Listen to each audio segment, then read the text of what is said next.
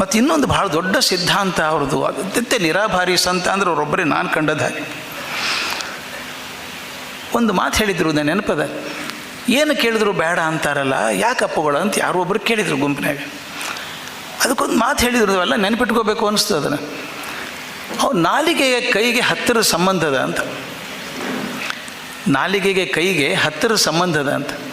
ಯಾವಾಗ ನೀವು ಕೈ ಚಾಚ್ತೀರಿ ನಾಲಿಗೆ ಬಿದ್ದು ಹೋಗ್ತದೆ. ಎಲ್ತಂಗ ಕೈ ಚಾಚೋದಿಲ್ಲ, ನಿಮ್ಮ ನಾಲಿಗೆಗೆ ಶಕ್ತಿ ಇರ್ತದೆ. ಮತ್ತೊಬ್ಬರಿಗೆ ಕೈ ಚಾಚಿದರೆ ನಾಲಿಗೆಗೆ ಶಕ್ತಿ ಕಳ್ಕೊಂಡ್ಬಿಡ್ತದೆ. ಕೊನೆವರೆಗೂ ಹಾಗೇ ಇತ್ತು. ಅವ್ರ ನಾಲಿಗೆ ಶಕ್ತಿಯೇ ಕಾಪಾಡಿದ್ದು, ಕೈ ಚಾಚಲಿಲ್ಲ ಯಾರಿಗೂ. ತಮ್ಮ ಬಗ್ಗೆ ಎಂದೂ ಮಾತಾಡಲಿಲ್ಲ. ನಮಗೆಲ್ಲ ಗೊತ್ತದೆ.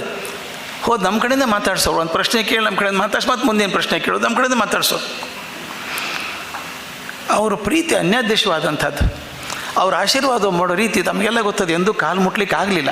ದೂರಿಂದನೇ ಅವ್ರು ಎಲ್ಲರಿಗೂ ಬಗ್ಗಿದ್ದು ಅವ್ರಿಗಿಂತ ಮೊದಲು ತಾವೇ ನಮಸ್ಕಾರ ಮಾಡೋರು. ಆಶೀರ್ವಾದ ಮಾಡೋ ರೀತಿ ಬೇರೆ ಅದು. ನಾನು ಅಂದ್ಕೊಂಡದ್ದು ಹಾಗೆ. ಭಾಲ್ಕಿಯಲ್ಲಿ ಕಾರ್ಯಕ್ರಮ ಇತ್ತು.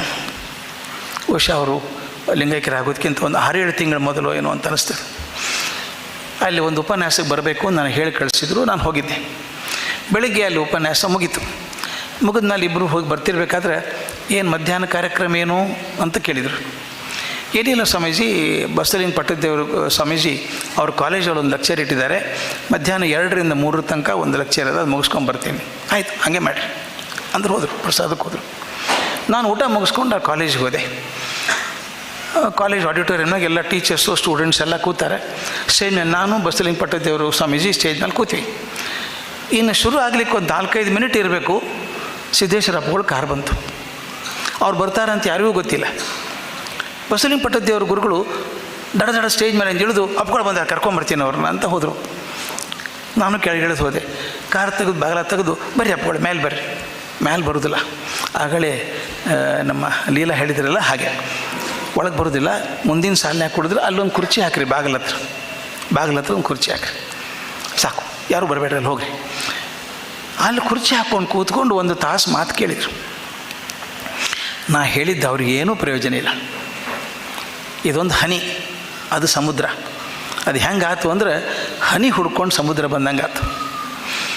ನಾವು ಲೆಕ್ಚರ್ ಮುಗಿದ ಮೇಲೆ ಹೋಗಿ ಅವ್ರು ನಮಸ್ಕಾರ ಮಾಡಿ ಕೇಳಿದ್ವಿ, ಯಾಕೆ ಬಂದ್ರಿ ಅಪ್ಕೊಳ್ಳಿ ನೀವು? ಮಧ್ಯಾಹ್ನದ ವಿಶ್ರಾಂತಿ ತೊಗೊಳ್ಳೋ ಸಮಯ ಅಲ್ಲ, ಯಾಕೆ ಬಂದ್ರಿ? ಯಾಕಂದರೆ ನಿಮ್ಮ ಉಪನ್ಯಾಸ ಇತ್ತಲ್ಲ ಅದಕ್ಕೆ ಬಂದೆ ಅಂದರು. ಇದು ಅವ್ರ ಆಶೀರ್ವಾದ ಮಾಡೋ ರೀತಿ. ನನಗೆ ನೆನಪದ, ಮನ್ಯಾಗ ಸಣ್ಣ ಹುಡುಗರು ಆಟ ಆಡ್ತಿರ್ತಾವ. ಹುಡುಗ ಹೇಳ್ತಾನೆ, ಹಿಂಗೆ ಬಿಸ್ಕಿಟ್ ಹಿಡಿದ್ರೆ ನಾಯಿ ಮರಿ ಮೇಲೆ ಹಾರ್ತದೆ, ಗೊತ್ತದೇನು ಅಂತ ಕೇಳ್ತಾನೆ ಅಪ್ಪಗೆ. ಅಪ್ಪಗೆ ಗೊತ್ತಿಲ್ಲೇನದು ಹಾರೋದು. ಆದರೆ ಮಗನ ಬಗ್ಗೆ ಎಷ್ಟು ಖುಷಿ ನೋಡ್ರಿ, ಅವನು ಗುರ್ತು ಹಿಡ್ದಾನ ಅದನ್ನು. ಅಂದ್ರೆ ಸಣ್ಣ ಮಗ ಅಬ್ಸರ್ವ್ ಮಾಡ್ಯಾನಲ್ಲ ನಾಯಿ ಹಾರೋದನ್ನು ಅಂತ. ದೊಡ್ಡ ವಿದ್ಯೆ ಅಲ್ಲ, ಅವನು ಕಂಡ್ಕೊಂಡಲ್ಲ ಅಂತ ಸಮಾಧಾನ ಅಪ್ಪಗೆ. ಹಂಗೆ ನಾವು ಮಾತಾಡಿದ್ದು ನೋಡಿ ಅವ್ರು ಸಮಾಧಾನ ಪಡ್ತಿದ್ರು. ನಾವು ಮಕ್ಕಳು ಬಿಸ್ಕಿಟ್ ತೋರಿಸಿದಾಗ ಹೆಂಗೆ ಸಂತೋಷ ಪಡ್ತೀವಿ, ಹಂಗೆ ಅವ್ರು ನೋಡಿ ಪರವಾಗಿಲ್ಲ ಏನು ಹೇಳ್ತಾ ನೀವು ಅಂತ. ನನಗೆ ಅವ್ರ ಭಾಗ್ಯ ಇಷ್ಟ ಆದದ್ದು ಅಂದರೆ, ಈಗೊಂದು 5-6 ತಿಂಗಳ 6 ತಿಂಗಳಲ್ಲ 8-9 ತಿಂಗಳ ಕೆಳಗೆ ಜ್ಞಾನ ಯೋಗಾಶ್ರಮಕ್ಕೆ ನಾನು ನನ್ನ ಹೆಂಡತಿ ಹೋಗಿದ್ವಿ. 8 ಗಂಟೆಗೆ ಅವ್ರ ಮೇಲೆ ಹೋಗ್ತಾರೆ, ಶಿಷ್ಯರ ಜೊತೆಗಿರ್ತಾರೆ. ಅವ್ರು ಸಾಮಾನ್ಯವಾಗಿ ಯಾರನ್ನೂ ಮೀಟ್ ಮಾಡೋದಿಲ್ಲ. ನಾನು ಹೋಗೋದಕ್ಕೆ ತಡ ಆಗಿಬಿಡ್ತು. ನಾನು ಸಜ್ಜನರು ನನ್ನ ಹೆಂಡತಿ ಎಲ್ಲ ಹೋದ್ವಿ. ಯಾರೋ ಸ್ವಾಮಿಗಳು ಹೋಗಿ ಮೇಲೆ ಹೇಳಿಬಿಟ್ರು ಬಂದಿದ್ದಾರೆ ಅಂತ. ಕರೀರಿ ಮೇಲೆ ಕರೀರಿ ಅಂದರು. ಅವ್ರ ಪ್ರೀತಿ ಹೆಂಗೆ ಅನ್ಯಾದೃಶ್ಯವಾದದ್ದು ಅಂದರೆ, ಕೂತ್ಕೊಂಡು ಮಾತಾಡಿದರು, ಆರಾಮಾಗಿ ಮಾತಾಡಿದರು. ಏನು ಬರೀಲಿಕ್ಕೆ ಹತ್ತೀರಿ ಈಗ ಅಂತ ಕೇಳಿದರು. ಆಗ್ತಾನೆ ಒಂದು ಪುಸ್ತಕ ಮುಗಿಸಿದ್ದೆ, ಈಶಾವಾಸ್ಯ ಉಪನಿಷತ್ ಮೇಲೆ ಪುಸ್ತಕ ಬರೆದು ಮುಗಿಸಿದ್ದೆ. ಹೇಳಿದೆ, ಸ್ವಾಮೀಜಿ ನನಗೊಂದು ಭಾಳ ಕಾಡ್ತಿತ್ತು, ಸಂಸ್ಕೃತದಾಗಿರೋದು ಆಮೇಲೆ ಭಾಳ ಮಂದಿಗೆ 95% ಮಂದಿಗೆ, ಅದಕ್ಕಿಂತ ಹೆಚ್ಚಿಗೆ ಮಂದಿಗೆ ಸಂಸ್ಕೃತ ಬರುವುದಿಲ್ಲ. ಸಂಸ್ಕೃತ ಬರದೇ ಇದ್ದವರಿಗೆ ಅದನ್ನು ಪರಿಚಯ ಮಾಡೋದು ಹೆಂಗೆ ಅಂತ ತಲೆಗಿತ್ತು. ಅದಕ್ಕೊಂದು ಹೊಸ ವಿಧಾನ ಕಂಡ್ಕೊಂಡಿನಿ, ಸರಿನೋ ತಪ್ಪೋ ಗೊತ್ತಿಲ್ಲ. ಬರೀ ವಚನಗಳ ಮೂಲಕ ಮತ್ತು ಮಂಕುತಿಮ್ಮನ ಕಗ್ಗದ ಮೂಲಕ ಈಶಾವಾಸ್ಯ ಉಪನಿಷತ್ತನ್ನು ಬರೆದೀನಿ. ಸುಮಾರು ಭಾಳ ಆಗಿಬಿಟ್ಟದು, 240 ಪುಟ ಆಗಿದೆ ಅಂದೆ. ತಕ್ಷಣ ಅವರು ಲಘುನ ಬರುತ್ತೆ ತಂದುಕೊಡ್ರಿ, ನಾನು ಓದಬೇಕದನ್ನು ಅಂದರು. ಆದರೆ ಅವರಿಲ್ಲ ಈಗ. ಅದಕ್ಕೆ ಆ ಪುಸ್ತಕನ ಅವರಿಗೆ ಅರ್ಪಣೆ ಮಾಡ್ತೀನಿ. ಯಾಕಂದರೆ ಅವರು ಈಶಾವಾಸ್ಯದ ಭಾಷಣವನ್ನು ನಾನು ಕೇಳಿದವ. ಅವರು ನಿರ್ವಚನ ಮಾಡಿದ್ದು, ಅವ್ರ ಗುರುಗಳು ಮಾಡಿದ್ದ ನಿರ್ವಚನವನ್ನು ಅವ್ರು ದಾಖಲೆ ಮಾಡಿದ ರೀತಿ ಅದ್ಭುತವಾದದ್ದು. ಬಹುಶಃ ನನಗನ್ನಿಸೋ ಮಟ್ಟಿಗೆ ಅಷ್ಟು ಚೆನ್ನಾಗಿ ಈಶಾವಾಸ್ಯ ಉಪನಿಷತ್ತು ಬಗ್ಗೆ ಬೇರೆ ಬರೆದವರು ಇಲ್ಲ. ಅದರ ಬಗ್ಗೆ ಅವರು ಅಲ್ಲಮ್ಮನ ವಚನವನ್ನು ನಿರ್ವಚನ ಮಾಡಿದ್ದು ಒಂದು ಸಣ್ಣದು. ಅವ್ರು ಮಾಡೋ ರೀತಿ ಹೇಗೆ ಅಂತ ಕೆಂಡದ ಗಿರಿಯ ಮೇಲೊಂದು ಅರಗಿನ ಕಂಬವಿದ್ದಿತ್ತು ನೋಡ ಅಯ್ಯ, ಅರಗಿನ ಕಂಬದ ಮೇಲೊಂದು ಹಂಸೆ ಇದ್ದಿತ್ತು, ಕಂಬ ಬೆಂದು ಹಂಸೆ ಹಾರಿತ್ತು ಗುಹೇಶ್ವರ ಅಂತ. ಅಲ್ಲಮ್ಮನ ಭಾಷೆನೇ ಒಗಟಿನ ಭಾಷೆ ಅದು. ಕೆಂಡದ ಗಿರಿ ಅಂದರೆ ಜ್ಞಾನದ ಪರ್ವತ, ಅರಗಿನ ಕಂಬ ಅಂದರೆ ಶಿವೋಹಂ ಎನ್ನುವಂಥ ಭಾವ. ಆ ಕಂಬದ ಮೇಲೆ ಕೂತಂಥ ಹಂಸೆ ಶರಣ. ಶರಣ ಪ್ರಪಂಚವನ್ನೆಲ್ಲ ನೋಡಿ ಅನುಭವದಲ್ಲಿ ತಾನು ಅರಗಿಸ್ಕೊಂಡು ಇಡೀ ಜಗತ್ತೇ ಪರಮಾತ್ಮಂದು, ನಾನು ಪರಮಾತ್ಮನೊಂದು ಅಂಶ ಅಂತ ಭಾವಿಸ್ಕೊಂಡಾಗ, ತನ್ನನ್ನು ಶುದ್ಧಗೊಳಿಸ್ಕೊಂಡು ಅಂದಾಗ ಶಿವೋಹಂ ಅನ್ನುವಂಥ ಪ್ರಜ್ಞೆ ಬಲಿತಾಗ ಆ ಮಹಾಜ್ಞಾನದಲ್ಲಿ ಅವನು ಕರಗಿ ಹೋಗ್ತಾನೆ, ಆ ಕಂಬ ಕರಗಿ ಹೋಗ್ತದೆ, ಅವನ ಹಂಸೆ ಹಾರಿ ಹೋಗ್ತದೆ. ಆಗ ಎಲ್ಲವೂ ಮೌನ ಆಗ್ತದೆ, ಪರಮ ಮೌನ. ಈ ಸಿದ್ದೇಶ್ವರ ಸ್ವಾಮಿಗಳಿಗೆ ಅತ್ಯಂತ ಪ್ರಿಯವಾದದ್ದು ಆ ಬಯಲು.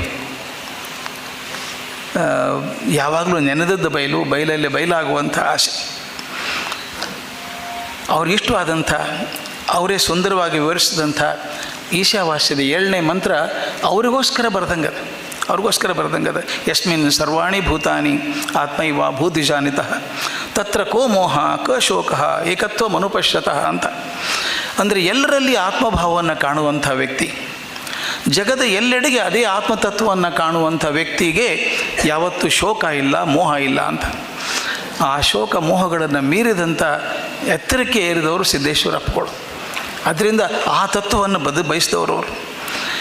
ನಾನು ಎಲ್ಲೋ ಒಂದು ಕಡೆ ಹೇಳಿದ್ದೆ, ಸರಿನೋ ತಪ್ಪೋ ಗೊತ್ತಿಲ್ಲ, ಅವರು ನಮ್ಮ ಕಾಲದ ಅಲ್ಲಮ್ಮ ಪ್ರಭು ಇದ್ದಾಗೆ. ಒಂದೇ ವ್ಯತ್ಯಾಸ, ಅಲ್ಲಮ್ಮ ಪ್ರಭು ಸಮಾಜದ ಹೊರಗೆ ನಿಂತು ಸಮಾಜವನ್ನು ತಿದ್ದೋದಕ್ಕೆ ಪ್ರಯತ್ನ ಮಾಡಿದ, ಬಯಲಾಗಿ ಹೋದ. ಆದರೆ ಸಿದ್ದೇಶ್ವರಪ್ಪಗಳು ಸಮಾಜದ ಒಳಗೆ ಇದ್ದು ಎಲ್ಲದರಲ್ಲಿ ಪೂರ್ಣ ಭಾಗಿಯಾಗಿ ಸಂತೋಷಪಟ್ಟು, ಆದರೆ ಅದಕ್ಕೆ ಅಂಟುಗೊಳ್ಳಾರದವ್ರ ಹಾಗೆ ಬಯಲಾಗಿ ಹೋದರು. ಇದೊಂದು ಅಪರೂಪದ ಪ್ರಸಂಗ ನಮ್ಮ ಕಂಡದ್ದು.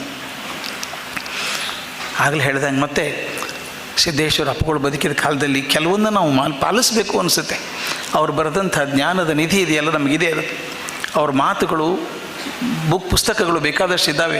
ಅವನು ಓದೋದು ಒಂದು ಭಾಗ ಆದರೆ ಒಂದು ಚೂರಾದರೂ ಪಾಲಿಸೋಕೆ ಸಾಧ್ಯ ಆದರೆ ನಮ್ಮ ಜೀವನ ಸಾರ್ಥಕ ಆಗ್ತದೆ ಅನಿಸುತ್ತೆ. ಅವ್ರ ಸಮಯ ಪಾಲನೆ ಬಗ್ಗೆ ಮಾತಾಡ್ತಿದ್ರು.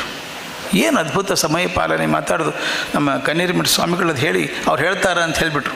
ಹೇಳೋದಿರಲಿಲ್ಲ ನನಗೆ, ಅವ್ರು ಹೇಳಿದ ಮೇಲೆ ಹೇಳಬೇಕದನ್ನು. ಬೆಂಗಳೂರು ಸೆಂಟ್ರಲ್ ಕಾಲೇಜಲ್ಲಿ 15 ದಿವಸ ಉಪನ್ಯಾಸ ಇತ್ತು ಸ್ವಾಮಿಗಳದ್ದು, ಒಂದು 28 ವರ್ಷಗಳ ಹಿಂದೆ. ಮುಖ್ಯಮಂತ್ರಿಗಳು ಉದ್ಘಾಟನೆ ಮಾಡಬೇಕಾಗಿತ್ತು. ಹೆಸರೇನು ಬೇಕಾಗಿಲ್ಲ, ಮುಖ್ಯಮಂತ್ರಿಗಳದ್ದು ಉದ್ಘಾಟನೆ ಮಾಡಬೇಕಾಗಿತ್ತು. 6 ಗಂಟೆಗೆ ಉಪನ್ಯಾಸ ಶುರು. ನಮ್ಮಲ್ಲಿ ಹುಚ್ಚಿದೆ ಬೆಂಗಳೂರಲ್ಲಿ, ಸಿ ಎಮ್ ಬರ್ತಾರೆ ಅಂತ ಹಿಂದೊಂದು 100 ಜನ ಇರ್ತಾರೆ, ಓಡಾಡ್ತಿರ್ತಾರೆ. ಇವ್ರು ಕರೆಕ್ಟಾಗಿ 5:40 ಬಂದರು. ಸ್ಟೇಜ್ ಮುಂದೆ ಕೂತ್ಕೊಂಡ್ರು. 6ಕ್ಕೆ 10 ನಿಮಿಷ ಆಯಿತು, ಚೀಫ್ ಮಿನಿಸ್ಟರ್ ಬಂದಿರಲಿಲ್ಲ. 6ಕ್ಕೆ 5 ನಿಮಿಷ ಆಯಿತು. ನನ್ನ ಕಡೆ ನೋಡಿದರು. ನಾನು ಅವ್ರ ಪರಿಚಯ ಮಾಡಿ ಶುರು ಮಾಡಬೇಕಾಗಿತ್ತು. ಶುರು ಮಾಡೋಣೇನು ಅಂದರು. ಹ್ಞೂ ರೀ ಸ್ವಾಮೀಜಿ ಅಂತೆ. ಮೇಲೆ ಹೋದ್ವಿ. ಒಂದು 100-120 ಜನ ಇರಬೇಕು ಅಷ್ಟೇ. 1000 ಕುರ್ಚಿ ಹಾಕಿದರು. 6 ಗಂಟೆ ಕರೆಕ್ಟಾಗಿ ಶುರು ಮಾಡಿದ್ರು. ಮುಖ್ಯಮಂತ್ರಿಗಳು 6:40 ಬಂದರು. ಬಂದ ತಕ್ಷಣ ಎಲ್ಲರೂ ದಡ ಎದ್ದು ಬಿಡ್ತಾರೆ. ಯಾರು ಸಿ ಎಮ್ ಬಂದರು ಅಂತ. ಇವ್ರು ಮಾತು ನಿಲ್ಲಿಸಿದ್ರು. ಚೀಫ್ ಮಿನಿಸ್ಟರ್ ಬಂದು ಸ್ಟೇಜ್ ಮೇಲೆ ಕೂತು, ಸ್ವಾಮೀಜಿ ನೀವು ಮುಂದುವರ್ಸ್ರಿ ಅಂದರು. ಇವರು ನಾನೇನು ಮುಂದುವರ್ಸೋದಿಲ್ಲ, ನಾನು ಮುಗೀತು, ನೀವು ಮುಂದುವರ್ಸ್ರಿ ಅಂದರು. ಮಾತಾಡಲಿಲ್ಲ. ಇದನ್ನೇ ಕನ್ನೇರಿ ಮಠದಲ್ಲಿ ಪಾಟೀಲ್ಜಿ ಇದ್ದಾರೆ, ಇಲ್ಲೇ ಸಂಸ್ಕೃತಿ ಉತ್ಸವ ಕನ್ನೇರಿ ಇದೆ. ಆದರೆ ಮಹಾರಾಷ್ಟ್ರ ಚೀಫ್ ಮಿನಿಸ್ಟರ್ ಫಡ್ನವೀಸ್ ಬರಬೇಕಾಗಿತ್ತು. ಹೆಲಿಕಾಪ್ಟರ್ ಲೇಟ್ ಆಗಿಬಿಡ್ತು. 11 ಕಾರ್ಯಕ್ರಮ. 10:45 ಬಂದು ಸ್ವಾಮೀಜಿ ಕೂತ್ಕೊಂಡ್ರೆ ಮುಂದೆ.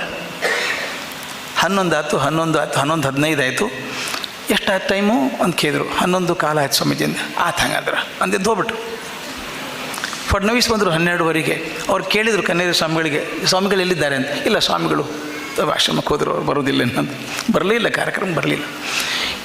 ನನಗೆ ಧೈರ್ಯ ಎಲ್ಲಿದೆ ಬರ್ತದೆ ಅಂತ. ಅದು ಬಹುದೊಡ್ಡ ಆಧ್ಯಾತ್ಮಿಕ ಶಕ್ತಿ. ಅದು ಮತ್ತೊಬ್ಬರಿಗೆ ಬರೋದು ಸಾಧ್ಯ ಇಲ್ಲ. ಅದು ಅಂಥವ್ರ ಬಗ್ಗೆ ಮತ್ತೆ ಮೊದಲು ಪ್ರಾರಂಭ ಮಾಡಿದಾಗ ನಾನು ನಮ್ಮ ಶಿವಪ್ಪನವ್ರದ್ದು ಚೌಪತಿ ಹೇಳಿದ್ದೆ, ಮುಗಿಸ್ಬೇಕಾದ್ರೂ ಅದನ್ನೇ ಹೇಳಬೇಕು. ಬಂದು ಹೋದರು ಎಂಥ ದಿವ್ಯಾತ್ಮರಿ ಇಳೆಗೆ, ಬಂದು ಹೋದರು ಎಂಥ ದಿವ್ಯಾತ್ಮರು ಈ ಎಳೆಗೆ, ಆ ನೆನಪೆ ಮೆಲುಕೆಮ್ಮೆಗೆ ಪುಣ್ಯದನಿ ಮೆಲುಕು, ಭವ್ಯತೆಯ ಮುಂದೊಂದು ಕಿರುಹಣತೆ ಹಚ್ಚು ನೀ, ಆ ಭವ್ಯತೆಯ ಮುಂದೆ ಕಿರುಹಣತೆ ಹಚ್ಚು ನೀ, ನೆನೆದವರಿಗೆ ತಲೆಬಾಗು ಮುದ್ದು ರಾಮ. ಮತ್ತೇನು ಮಾಡಬೇಕಾಗಿಲ್ಲ, ನೆನೆದವರನ್ನು ಮೇಲೆ ಮೇಲೆ ನೆನೆಸ್ಕೋತಾ ಇರಬೇಕು. ಆ ನೆನಪಿಗೆ ನಮ್ಮ ಶ್ರದ್ಧೆಯ ಪ್ರೀತಿಯ ಕಿರು ಹಣತೆಗಳನ್ನು ಹಚ್ತಾ ಇದ್ದರೆ ಅವ್ರು ಹೇಳಿದ ಹಾಗೆ ಮಂದಿ ಎಷ್ಟು ಬದಲಾದರೂ ಗೊತ್ತಿಲ್ಲ, ನಾ ಬದಲಾದೆ ಅಂದಂಗೆ ಅವ್ರ ಮಾತುಗಳನ್ನು ಮೆಲುಕು ಹಾಕಿದಷ್ಟು ನಮ್ಮ ಜೀವನ ಸ್ವಚ್ಛ ಆದೀತು ಅನ್ನೋ ನಂಬಿಕೆ. ನಮಸ್ಕಾರ.